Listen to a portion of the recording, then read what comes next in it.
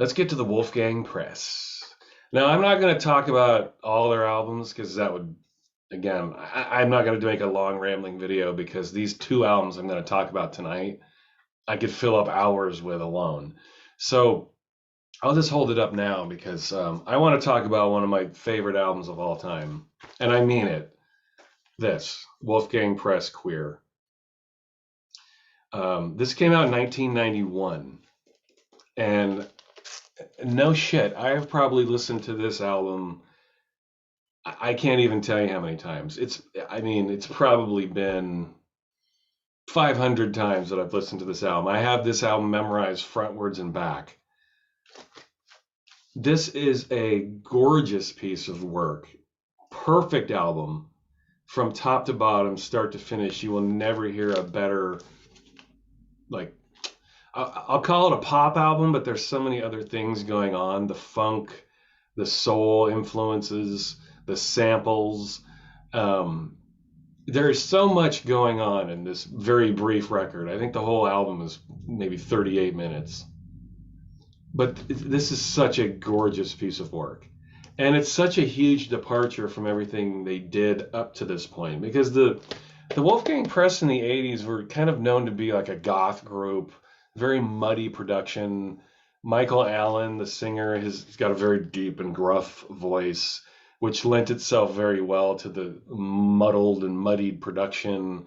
And that's why people like them. They're kind of like a post-punk, post-goth group. But they always, each album got more and more sophisticated production wise. They started taking more risks. There started to be different sounds, different vibes, different topics.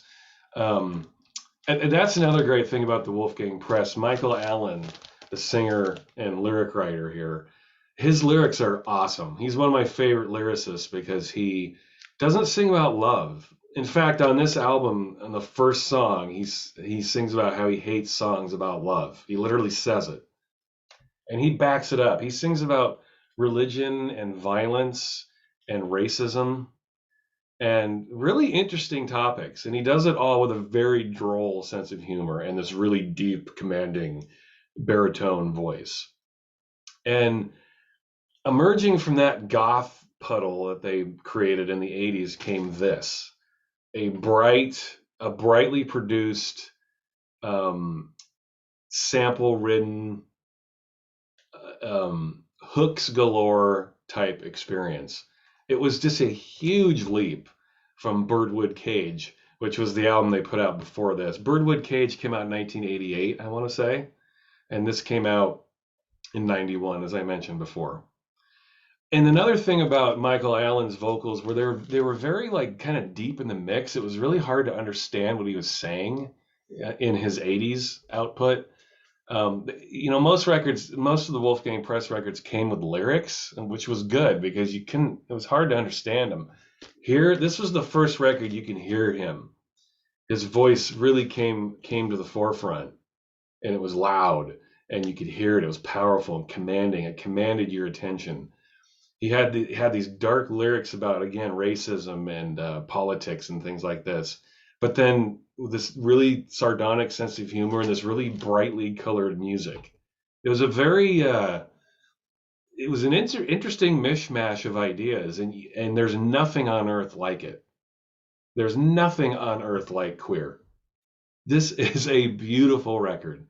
I can't think of anything else to say. It's 40 minutes of some of the greatest dark pop I've ever heard. It stands on its own as one of the great albums of our time. I loved it when I first heard it, and listening to it recently, it hasn't aged a second.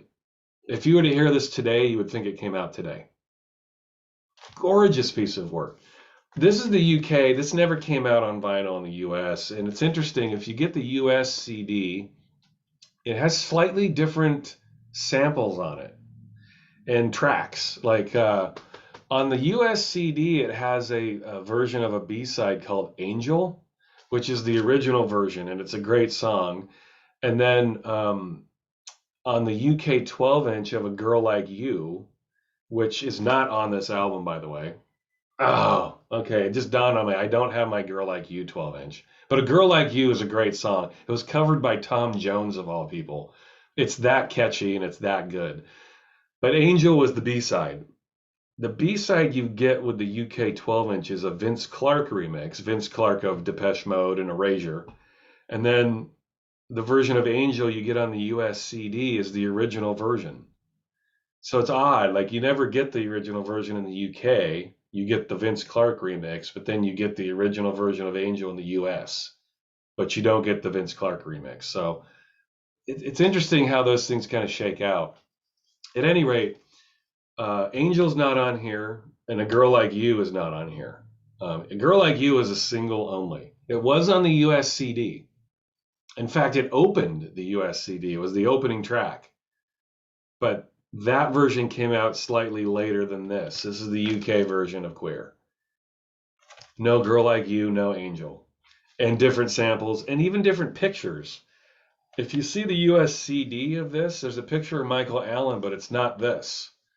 His in the US version, he's kind of got his hands like that. His wrists are kind of dragging on the ground. It's similar to this, but it's a different photo. So they use different samples and different photos. It just makes this release a little more interesting, a little more fascinating. This UK version also has a bonus 12-inch. Let me pull these out. The bonus 12-inch has a remix of Mama Told Me Not to Come and Sucker. And to my knowledge, this is the only place where you can find the remix for Sucker. I don't think it ever got released on a CD, not that I've ever seen. Um, but oh, do yourself a favor, people, and listen to this album and relish it. And those of you who do love this album, listen to it again. Here's the inner sleeve. Oh, also, I think I've mentioned this in a previous post, but the Wolfgang Press were born from the ashes of Mass and Rima Rima, as was Renegade Soundwave. So the Wolfgang Press and the Renegade Soundwave were, you know, they were always kind of working together. In fact, Gary Asquith, the singer for Renegade Soundwave, is on this album. He provides vocals on a track called Louis the 14th, one of the very great songs, many great songs on this album. This is the inner sleeve. Here is the lyric sheet. You get the lyrics, you get to sing along. So it's a really nice package. You get a lyric sheet, you get a nice inner sleeve, and you get a bonus 12-inch. It's all a very, very nice package. I mean, there's nothing you can't absolutely love about this record. God, I'm just thinking of all I mean, the first song, Birmingham, it's got some great samples from the film Amadeus, um, Dreams and Light, The Honey Tree, Mother Valentine, Sucker, Louis the 14th, Time, a single, which I think, yes, I remember to bring it. Sorry, I'm a little scattered right now with my Wolfgang Press stuff, but every song on this record is brilliant. Kraftwerk samples, samples from the film Being There. These are just the things off the top of my head. It's fun trying to discover where these samples come from. There's a sample on the last track, Mother Valentine, with a sample from the Peter Sellers film Being There that I never knew was Being There. A buddy and I were listening to it a few months ago, and we're like, what is that sample? And we looked it up and finally discovered, oh, that's Being There. I've seen Being There, and I didn't even know that that was where that sample came from. So, um, one of my all-time favorite records, for real. If I were to make a top 25 favorite album list, regardless of genre, Queer would be in it. Maybe top 20. This is a beautiful record. How most people feel about the Beatles or Led Zeppelin or The Who or Rolling Stones, that's how I feel about Queer. This is a brilliant piece of work. Listen to it if you've never heard it. You will always thank me for it. I'm going to keep showing this because it is there's nothing that sounds like it. With the weird lyrics and the weird vibe and the samples and the beats and the songwriting, everything comes together to form this sound that you've never heard before. And how often can you say that about a record? It's not very often. Queer. Now here's a single from the album. This is Time. This is the most dancey track from the album, probably. It's the most, I don't know, techno sounding track there is. And there were only a couple of singles from the album. I think this was the first single. Maybe it was the next one. I don't know. But Time. This is a really cool single. Basically, just like a kind of a thumping house song, but steeped in rock. Yeah, it's like a rocky disco song. Really funny lyrics, very droll, very dark. If you know, again, back to the linear thinking that I was talking about earlier in this video. If someone was a linear thinker and they, had a low IQ and they didn't want to think about things, they'd probably take the lyrics the wrong way here. But when you consider that this Michael Allen is a very sarcastic songwriter and he's trying to make a point with irony, you'll understand the import and the impact of the lyrics of this song. Very funny, very dark, very brilliant single. And this is the single from Mama Told Me Not to Come. Now, this is the US version. There is a UK version which wasn't with the rest of my Wolfgang Press singles. It's got kind of an orange cover, and it does have a couple of mixes that are only on that UK 12-inch that are not on this.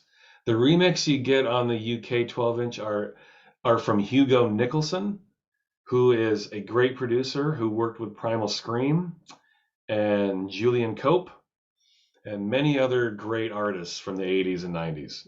Hugo Nicholson. Really great producer. He did those mixes and did work on this album. And then this is the US version of Mama Told Me Not to Come, which has different remixes on it. And a remix of Birmingham, which is not on the UK 12-inch. So if you want to have all the versions, you need to have both. And it's worth it. This is the better of the two, though.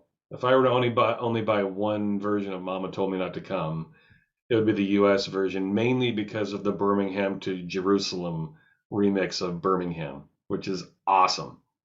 Really cool remix. And they did release another single in the States for for Girl Like You, and then it had a remix of Louis XIV on it. But I've never seen it on vinyl. I don't know. And there's a US promo, or wait, no, I'm getting ahead of myself. I'll get to that in a minute. But you need to have this. You need to have any record that has Wolfgang Press on the cover. It's just, they're that good. But before I move to the next album they did and their last album they did, I just want to say again, Queer, my God, check it out, check it out, check it out. My words, I'm incapable of finding the right words to fit the brilliance of this album, Queer. In the 30 plus years I've been listening to it, there's never been a day where I heard it and it didn't sound fresh. That's how fucking awesome this album is. All right. Now, this was their last album. This is Funky Little Demons. This came out in 1995, I think. 95? 94? There's no year on the back. Here's the inner sleeve. A nice glossy inner sleeve. There are the lads underwater, goofing around. This is a fantastic album. It just drives me crazy that these guys never put out another album. They were just starting to gain steam, man. Like, they'd been together for over a decade. Queer was brilliant. This is brilliant in a very different way. I wouldn't say I like this as much as Queer, but I like it more in some aspects. This was almost like a straight up soul album. Very much less sampling, very little sampling, and more like organic instrumentation, like a band. And that was the cool thing about Wolfgang Press. Like their albums are all different from each other. They never made two albums that sounded alike. And I love that when a band has the balls to try that and have it work. That's how talented these guys are. But this is a beautiful record. And again, not a bad song on here. Now, Going South was a single. In fact, tragically, that was the only single on this album. I don't know the story behind this. I've read things like they got dropped from the label. They were on 4AD. They got dropped from the label after this record got released. Or maybe they just got bored with each other. I don't know the real story. But man, what a way to go out. This is a brilliant record. Again, every song, Going South, 11 Years, Blood Satisfaction. That's another song with Gary Asquith from Renegade Soundwave. He pops up and does vocals there. Chains, Christianity. Christianity was their next single. I have a promo CD of that with a Jack Dangers of Meat Beat Manifesto remix on it, but only ever came out as a CD. I think they had planned on releasing that as a single. They made a video for it, which is on YouTube, but it never materialized commercially. It just, I don't know. Maybe they got dropped by their label. Maybe they disbanded before they could release it as a single. I don't know. But a great song, and what an awesome ballsy choice to be a single. I mean, the song, it's called Christianity, and that's what it's about. Michael Allen sings about violence and how Christianity has fucked up the world, and he does not mince words. It would have been a brilliant single. And it's just a kick-ass, ballsy, um, rock inspired but funky, dancey song. It is such a good track. Really, really awesome stuff. So Long Dead, Executioner, People Say, I mean, filled with gems. Funky Little Demons. A great song, a great swan song to this great band. And I'm still sad to think that they're not around anymore. It's amazing to me now that they haven't been a band for almost 30 years, man. I saw them on this tour as well. They came to Portland and they did almost every cut from this song, and they did a lot of queer stuff. They rocked it. They kicked ass, took names, and strolled off the stage. They were great live. One of my favorite concerts I've ever been to. Now I'll talk about a few singles here. These were the singles that came from the Funky Little Demons album.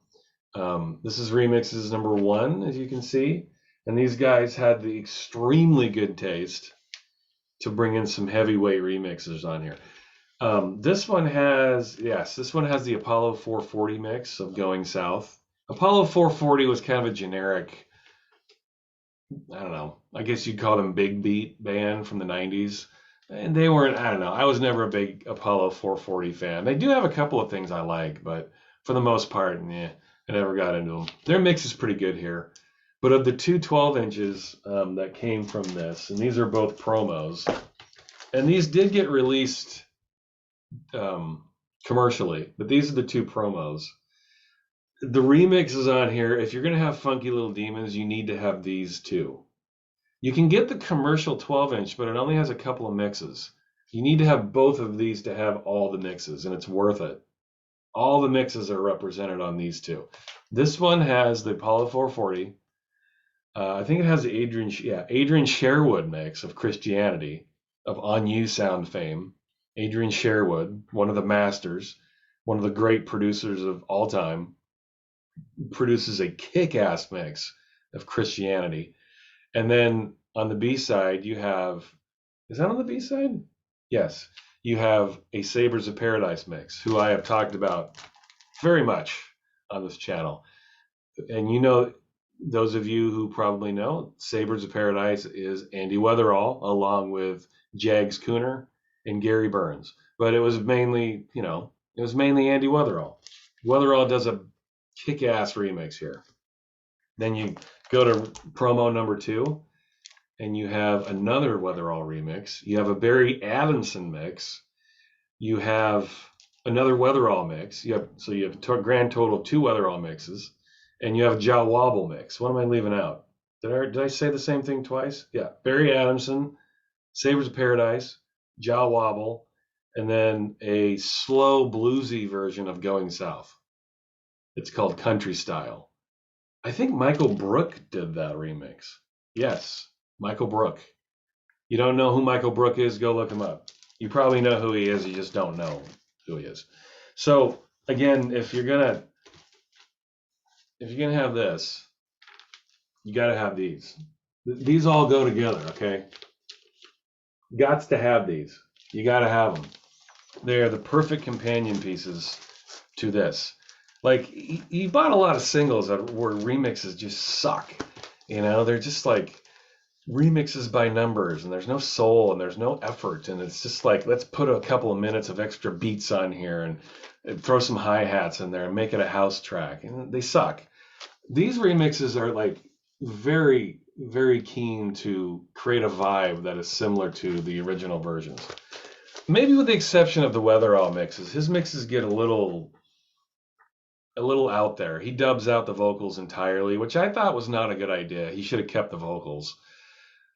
But whatever. He creates a vibe that's very different, and that's all you can really ask for. I thought I'd share this because I have a weird story about this. This is Geniuser. This is Michael Allen's current band. Michael Allen is the singer. And this just came out a few years ago. I bought this directly from the website, and the vinyl came in different colors. I think this one's on clear vinyl. Let me pull this out, but it's a really nice package, very thick, nice, you know, heavy inner sleeve. It's on clear. Mine's on clear, but I remember there being like 5 or 6, maybe even 7 or 8 different colors to this. Um, in fact, I'll pull this out. If you can bear with me and be patient, I'm going to pull this out. Nice, I mean, really nice package. Nice gatefold sleeve. You get the lyrics. As far as I know, you can only buy this on the website. And when I ordered this, here's where the story comes in. I ordered this from the website, and they forgot to ship it. I paid for it, and like a month went by. I didn't get any shipping notification. I got nothing. It was like I paid and they didn't see it. And I emailed them and they didn't respond. No response. I waited a couple of weeks and nothing. So I'm like, oh, wow, that sucks. And they released different versions of this. You could buy like a standard copy with no bonus stuff, and that was probably 25 pounds, which, isn't cheap for a record. 25 pounds is probably $35, but it was like 25 pounds. And then for the special edition with the photos and the onion paper, and the original art print from Michael Allen himself, these were going for like 100 pounds. But I ordered the standard copy, okay, for like 30 pounds or 25 pounds. It never came. Never came, never came. So finally, I had to open a PayPal claim. I was like, well, I don't know how to get these assholes' attention, so I have to open a PayPal claim. So 2 or 3, that always gets people's attention. If you open a PayPal claim, that basically means that you are going to hold their money up, and that's when people notice it. So I got an email from some dude in the Ukraine. This happened like the week before Putin invaded Ukraine. But this guy was like, yeah, I'm in the Ukraine. Sorry, I didn't see your payment. Things are tense here. And, yeah, I mean, obviously, for obvious reason, things are very tense. He's like, I'm really sorry. I'm going to forward Michael on this one. I thought, okay, Michael Allen. So the next thing I know, I got an email direct from Michael Allen saying, hey, Matt, sorry, Matt, for not shipping out your record. I'll do that right away. And so he told me he was going to ship the record, but again, I didn't get any notification of it. And usually with a PayPal claim, if you open the claim, the seller has to close it. The seller basically adds their tracking number for the item, thus closing the case. I thought they were going to do that. I didn't even check, but I was just happy to hear from them. But they never closed the case. So another week or so went by, and I heard from Michael Allen. I told him I loved Queer, one of my favorite records. He was like, thanks for the kind words. And we left it at that. About a week or so later, and this all happened in the same day, which I thought was funny. I got the record. The record showed up in the mail. And I was like, oh, cool. I finally got the record. But they never closed the PayPal case. And in the interim, what happens with PayPal is if, as a buyer, if you open a claim saying you didn't get the item and the seller does not provide tracking for PayPal to reference, PayPal will 100% of the time credit the buyer. If the seller can't prove they sent it and the buyer opens a claim, the buyer gets their money back, period. That's the way it works. The seller has to provide tracking. And again, thus that closes the case. Well, Michael Allen never did that. So the case got closed in my favor and I got my money back. So all within like an hour or two, I got the record. The record came, and unbeknownst to me, the PayPal claim had been closed in my favor. I had no idea this happened. But I got an email from Michael Allen saying, yeah, hey Matt, looks like the money went back to you. You didn't pay us. Looks like you took your money back. Can you please explain? And I was like, what? So I checked my PayPal account. I saw that they didn't close it. I don't know. Genius or they didn't pay any attention. The poor guy's in Ukraine dealing with that. Michael Allen's probably stoned and drunk sitting on a French beach somewhere. He doesn't really care. He just wants his money. Um, and I was like, hey, Michael, sorry. I did get the record just today. I thought you guys closed the case. But I can see that PayPal closed the case in my favor. I explained to him how PayPal worked. I was like, you need to close this case in order to, all you had to do is add the tracking and the case would have closed and it would have been a done deal. But anyway, here's your money. I went and paid him. I opened up the package though, and I noticed that Michael was kind enough to sit because he fucked up and didn't send my record on time. And I had to wait almost 2 months to get it. He was nice enough to give me the special 100-pound edition with all of these. You get some photos. In fact, I don't know that I've really even looked at these. Let me pull one of these out. Here you go. Really nice glossy photos here. And really the best part, this is an original hand-painted art piece from Michael Allen himself. And the best part is this. He wrote this. And by the way, my name's Matt. I don't know if I've ever even told you guys my name, but that's my name, Matt. And enjoy the pain. Right? From Michael Allen's pen. Enjoy the pain. And indeed I will. You put me through pain to get this record. And I did enjoy it. And I will always enjoy telling that painful story. And I've actually thought about framing this or this, probably this, but man, it's really, for me, you know, I think hopefully I just explained how important this band is to me and how much I love Queer and Funky Little Demons. And I really, for 30 years now, Michael Allen has been one of my favorite lyricists, bar none. So to have this handwritten note to me really means a ton. But yeah, it was definitely a pain in the ass to get this. I had to chase him down, and that was painful. But I mean, I kind of like to imagine that he meant this note to reference the huge pain in the ass he was being just to get this record. But hey, life can be a pain in the ass sometimes, right? So anyway, getting back to some of these records, I'm gonna hold these up. I think that, I think it's totally necessary to have all of these records. You should have all of them, but if you're only gonna buy a few, you need these. You've got to have these. This especially. This is an insane record, and I think I made that clear. This is great too. Some of the finest British pop music from the 90s you will ever hear. Period. I don't care what you think of Blur. I don't care what you think of Oasis. I don't care what you think of Coldplay. I don't care. These are better. Better, better, better, better, better. More soul, more honesty, more originality. And to me, that is of paramount importance. All right, I'm going to move on with my night. Thanks a lot for sticking with me as always. It was cool for me to talk about this little story behind that and a couple of my favorite records. And yeah, thanks a lot as always, and I'll talk to you next time. Bye.